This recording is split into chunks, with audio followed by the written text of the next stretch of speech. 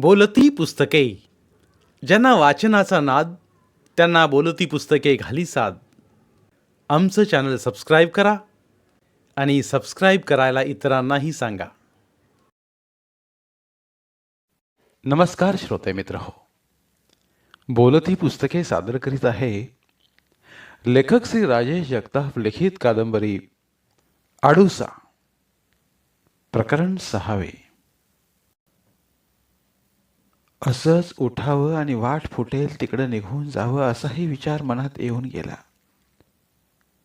या अंधाराचा एक भाग होऊन राहावं, कुणाच्याही नजरेस पडू नये. स्वतःच्या रितेपणापुढे ती पुरती हतबल झाली होती. सासून 6 महिन्याची मुदत देऊन अजून पुरत्या 6 घटकाही सरल्या नाहीत आणि आपली ही अवस्था झाली. मग 6 महिने कसे जाणार? डोक्याचा पार भुगा झाला होता. ती उठली, तिथल्या तिथे एरजाऱ्या घालू लागली. पाय जड झाल्यासारखे वाटत होते. काय करणार? कुठेतरी थांबणं भाग होतं. देवावर हवाला देऊन ती आत आली. दाराला कडी घालून खोलीत परतली. दार लोटलं. धनाजी उठून बसला होता. ती त्याच्या शेजारी बसली.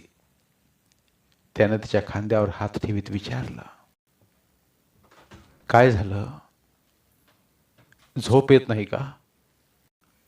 होय, गरम बी लय होतंय. बाहेर वसरीवर गेलते.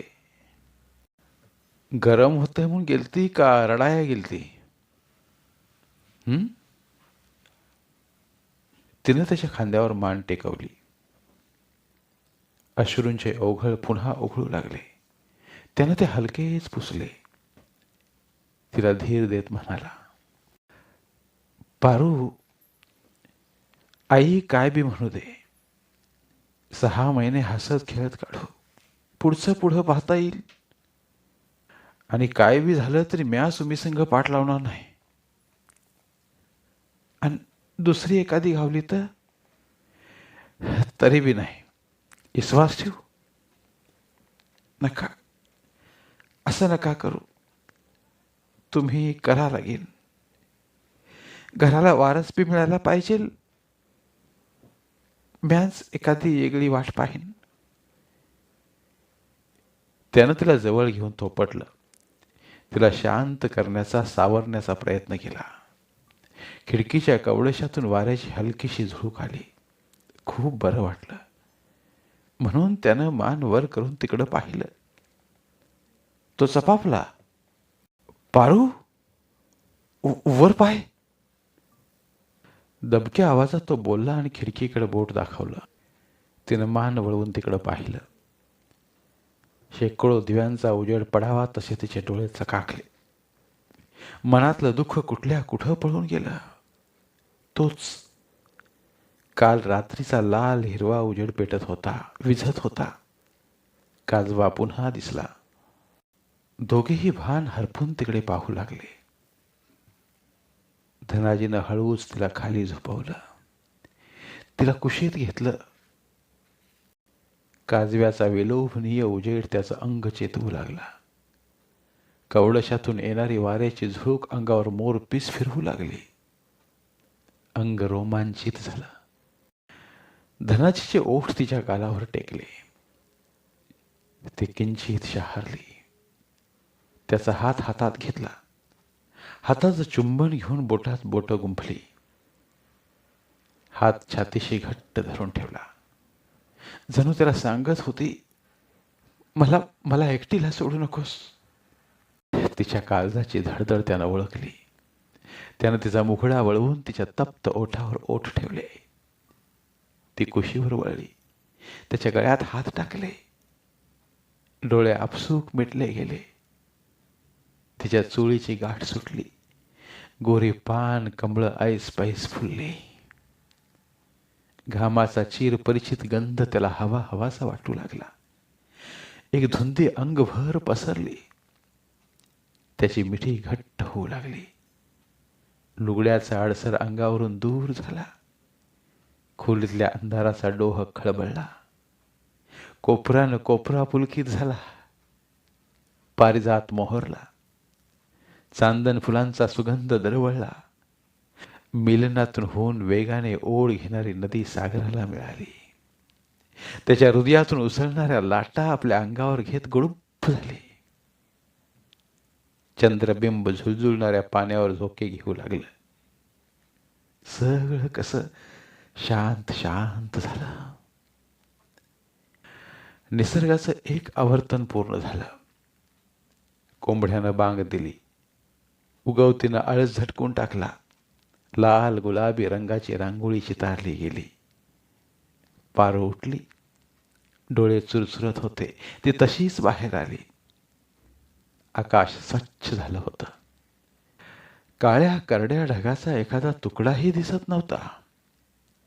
मस्त गार वारा सुटला होता. पारूच्या केसांच्या बटा भुरभुर उडवीत अंगणात खेळू लागला. मानेला लढीवाळ झटका देत तिनं मुरका मारला. फुलपाखराव आणि मंद पावलांनी ती घरात आली. चूल पेटवून आंघोळीचं पाणी ठेवलं. चुलीतली राखुंडी हातावर घेऊन बाहेर आली. दातावरून बोट फिरवत फिरवत वळचणीला पाहिलं. चिमणी अंग फुलवून बसली होती. गुबगुबीत दिसत होती. घरट्याच्या काड्या काटक्याने आकार घेतला होता. चिमणीनं मान वळवून तिच्याकडे पाहिलं.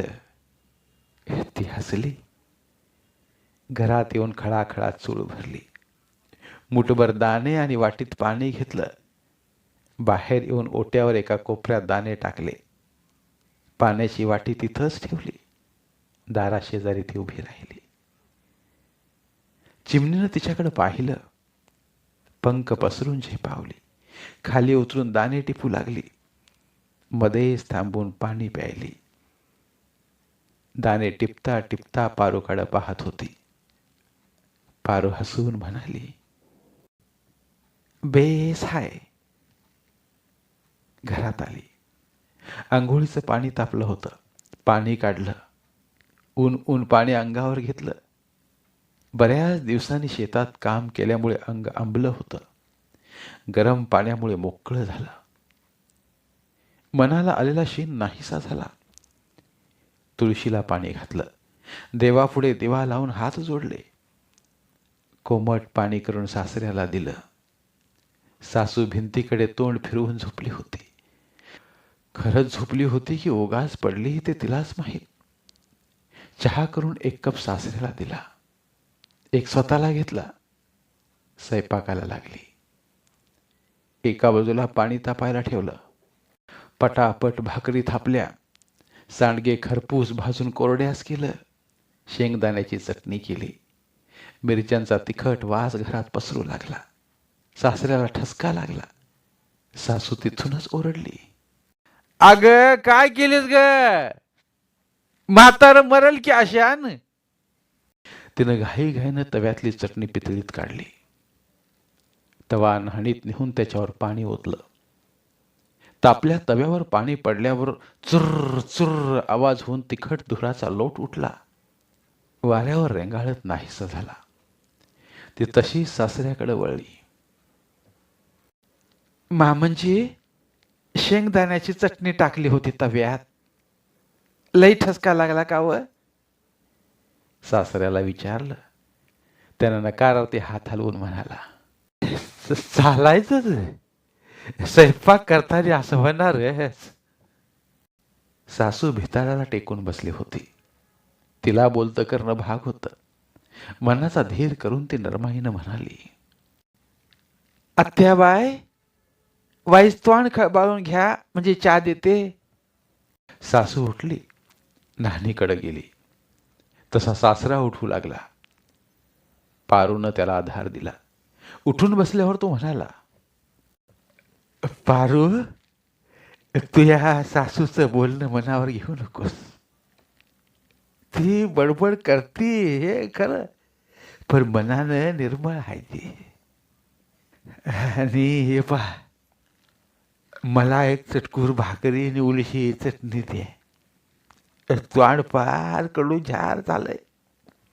निस्ता चिकटा पडलाय पाय. कितीतरी दिवसांनी सासऱ्यानं स्वतः काही खायला मागितलं होतं. तिला बरं वाटलं. ती तडक उठून गेली.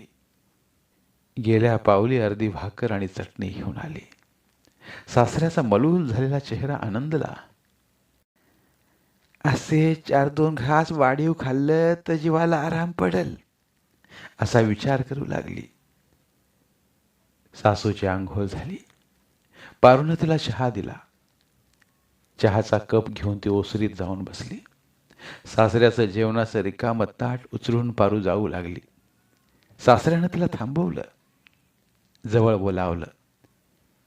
तोंडावरून पाठीवरून हात फिरवीत म्हणाला, जीवाला लावून नको घेऊस. लोकायचं आणि तुझ्या सासूचं बी वाईट बंगाल बोलणं ऐकायला लागतंय तुला.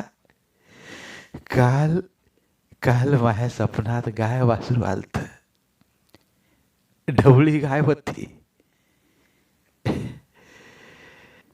देव तुही वट्टी रिकामी नाही ठेवायचा. काय ना काय तुझ्या वट्टीत नक्की घालील, विश्वास ठेव. सासऱ्याचं प्रेमळ धीर देणारं बोलणं ऐकून ती सुखावली. अंगभर मूठभर मांस चढल्यावानी वाटलं तिला. तिनं सासऱ्याच्या पायावर डोकं ठेवून आशीर्वाद घेतला. खूप बरं वाटलं. इतक्या धनाजीची हाक ऐकू आली. पारू. तो उठून बाहेर आला होता. तिला पाहून पुन्हा बोलला, आंघोळीचं पाणी तापलं असेल तर काढ. अहो, म्या पाणी ठेवलंच नाही. का? आज काय सुट्टी बिट्टी आहे का काय? त्यानं हसून विचारलं.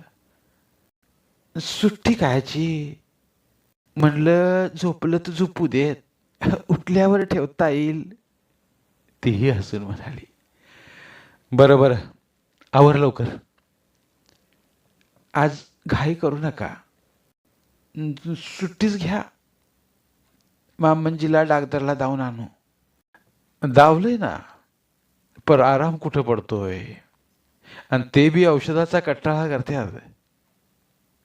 धनाजीनं बापाची अडचण सांगितली. अव, लय दिस माणूस आजारानं हैराण झाल्यावर औषधाचा कट्टाळा करतोय. आपण डाक्टराला सांगू औषध बदलून दे म्हणून. पारूनं सुचवलं. ते समज खरं ग, पर तरी बी नाही ऐकलं. मग तुम्ही आंघोळीला जावा आणि ते समज माह्यावर सोडा. म्या करीन काय करायचं ते. नवऱ्याला आंघोळीला पाठवून बाहेर आली. शेजारच्या घरातून सासूच्या बोलण्याचा आवाज येत होता. तिने वळचणीला पाहिलं. चिमण्यांची जोडी मन लावून घरटं बांधत होती. इतकी की आजूबाजूचं ध्यान नव्हतं. कधी चिमणा एकटा जाऊन काही बाई घेऊन यायचा, तर कधी चिमणी जायची. 2-4 फेऱ्या मारून झाल्यावर दोघंही गायब झाले. पाण्याची वाटी जवळपास रिकामी झाली होती. वाटी उचलून ती घरात गेली. मुठभर दाणे आणि पाण्याची वाटी भरवून आणली. दाणे टाकून वाटी होती तिथं ठेवली. इतक्यात चिमणी आली. पाणी पिऊन दाणे टिपू लागली. धनाजीची आंघोळ झाली. देवाला हात जोडून धारा काढल्या. बापाच्या खोलीत गेला. पायाला हात लावून म्हणाला, दादा, पारू म्हणते या तुम्हाला डॉक्टरला जाऊन आणू. आवरून घ्या, म्हणजे हेरवाळी जाऊन येता येईल. काय ऐकतो तिचं? डॉक्टराचं काय, त्यो कडू औषध गोळ्या देणार आणि गिळाया आपला जीव जाणार. वरून पैसे बी घेणार. पैसे काय झाडाला लागल्यात काय? त्याचा विचार तुम्ही काहून करू राहिले? हातरुणावर पडल्या पडल्या झाडाची काढ करण्यापरीस ते काय वाईट? धनाजीनं बापाचं मन वळवण्याचा प्रयत्न केला, पण तो वाया जाईल असंच वाटत होतं. बाहेर गेलेली त्याची आई आली. धनाजीला त्याच्या बापाजवळ उभा असलेला पाहून चपापली. म्हणाली, काय झालं? काय नाही.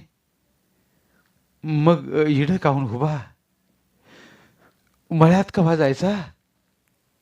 तिनं थोडं वैतागूनच विचारलं. मळ्यात नाही जायचं आज. का रे बाबा, आज काय धाड भरली या? एक दिस बायको मळ्यात आलती म्हणून वाट गावना का मळा वळकू येईना? आये, उगा तगमग नको करीत जाऊ. दादाला दवाखान्यात जाऊन आणतो. म्या जनावराचा चारा पाणी बघतो. तू दादाची तयारी कर. आता मात्र गोदाईचा नाईलाज झाला. ती राग सोडून रंगरावाच्या तयारीसाठी खोलीत गेली. नवऱ्याला म्हणाली, वय वय, धनू काय म्हणतोय? काय म्हणतोय? रंगरावाने शिनलेल्या आवाजात विचारलं. हेच ना, तुम्हाला गंगापूरला दवाखान्यात नेतोय म्हणा. अगं म्या मस नको म्हटलं, पर तू ऐक नाच. मग काय करायचं? बरं मग उठा, या जाऊन. तिच्या बोलण्यात आग्रह कमी आणि नाराजी जास्त होती. गोदाईनं रंगरावांची तयारी केली. धनाजी आणि पारूनं 2-2 घास पोटात घातले. पारूनं 2-3 भाकरी आणि चटणी बांधून घेतली. धनाजीनं बैल सोडून गाडीला जुंपले. पारूनं सासऱ्याला हाताला धरून बाहेर आणलं. धनाजीनं बापाला आधार देऊन गाडीत बसवलं. पारूही बसली. गोदाई ओट्यावर उभी राहून तिराहितासारखी बघत होती. शेजारची सखू बाहेर आली. गाडीत रंगरावांना बसलेलं पाहून गोदाईला म्हणाली, काकू, तात्याला कुठं घेऊन चाललेत? गंगापूरला डागदारा दावाया घेऊन चाललेत. गोदाई मुरका मारीत म्हणाली, माग बी एक डाव नेलतं ना, आराम पडला नाही काय? नाही तर काही देवा धर्माचं पाहायचं होतं. फुपाटा उडवीत लांब जाणाऱ्या गाडीकडे पाहत गोदाई म्हणाली, पुरी डागदराचा गुण येईना, आणि देवा धर्माचं काही करायचं म्हणलं तर सुनेच्या अंगाची आग होती या. आपण पडलोय आदूहून, मग काय तिचंच राज्य. पर बोलून चालून तर चांगली आहे ना, मग तो काहून ऐकत नाही? आता काहून ऐकत नाही ते देवालाच ठावं. आपलं कर्म म्हणायचं, दुसरं काय? चल बाई, पडते जरास. गुडग दुखाया लागल्या ती. धनाजीची गाडी अर्धा अधिक रस्त्यावर पोहोचली तेव्हा उन्हाचा चटका लागू लागला. पारूनं सासऱ्याच्या डोळ्यावर उपरण्याचा पालव धरला. वारा कसा तो नव्हताच. अधूनमधून एखादी झुळूक आली तरी ती गरमच येत होती.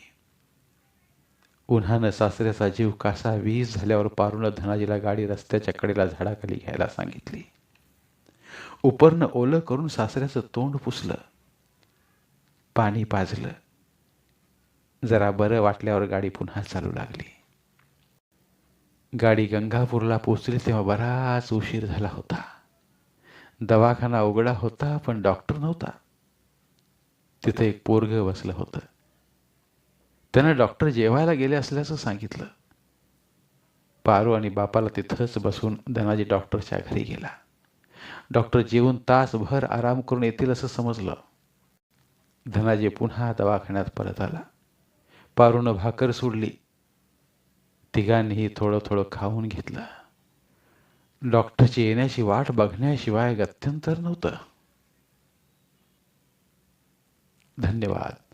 उर्वरित कादंबरी पुढील भागात.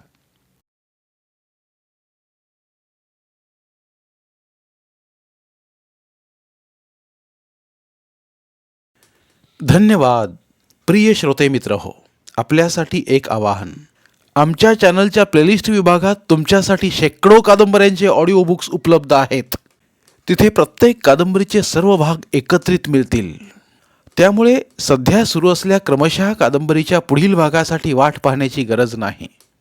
तुमच्या वेळेनुसार तुम्ही संपूर्ण कादंबरी सलगपणे ऐकू शकतात आणि साहित्याचा आस्वाद घेऊ शकता. कृपया आमच्या चॅनलच्या होमपेजवर जाऊन प्लेलिस्ट चेक करा आणि तुमची आवडती कादंबरी निवडा. धन्यवाद.